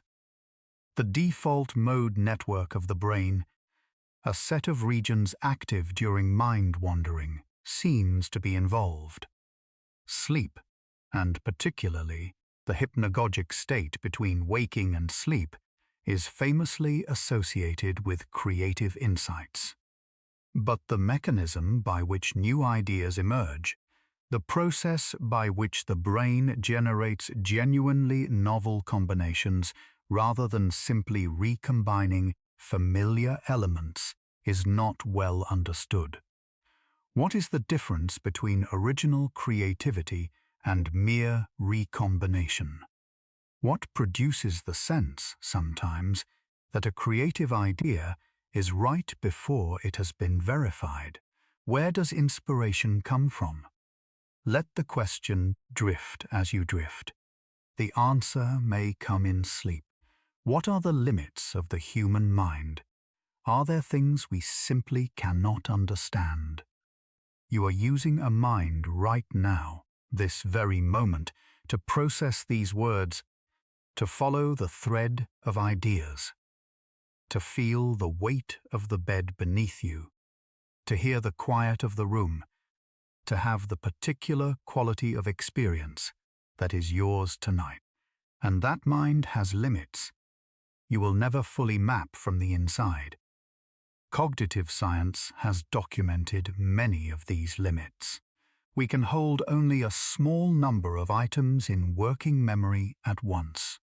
Our attentions is a narrow beam that illuminates one thing while leaving everything else in relative shadow. We are susceptible to dozens of well-documented cognitive biases, systematic errors in reasoning that arise from the shortcuts our minds use to make fast decisions under uncertainty. Our introspective access to our own cognitive processes is limited and often inaccurate. We confabulate, constructing post hoc narratives to explain decisions that were actually made by processes we had no awareness of. But there are deeper questions. Are there things that the human mind is, in principle, constitutionally incapable of understanding? Some philosophers, including Colin McGinn, have proposed that the hard problem of consciousness may be unsolvable by human minds, that the architecture of the human brain simply does not have the capacity to understand how the brain generates experience. This would be a kind of cognitive closure, analogous to the fact that a dog cannot understand calculus, not because it is poorly trained, but because it lacks the necessary cognitive machinery. Are there truths about reality that no human mind will ever reach? We don't know. The limit of the mind may be the one boundary we can never fully see across. But you are closer to sleep now, and the mind's edges are softening, and that is its own kind of knowledge. Why do we feel pain? And what is suffering, really? Pain is functional. It signals damage. It motivates protective behavior. It teaches organisms to avoid things that harm them. These are the easy explanations for why pain exists from an evolutionary perspective. But the actual experience of pain, the suffering, the felt quality of it, raises questions that biology alone cannot answer. We understand a great deal about nociception, the biological process by which tissue damage generates signals that travel through the nervous system to the brain. We understand that pain involves multiple brain regions, including regions that process the sensory qualities of pain,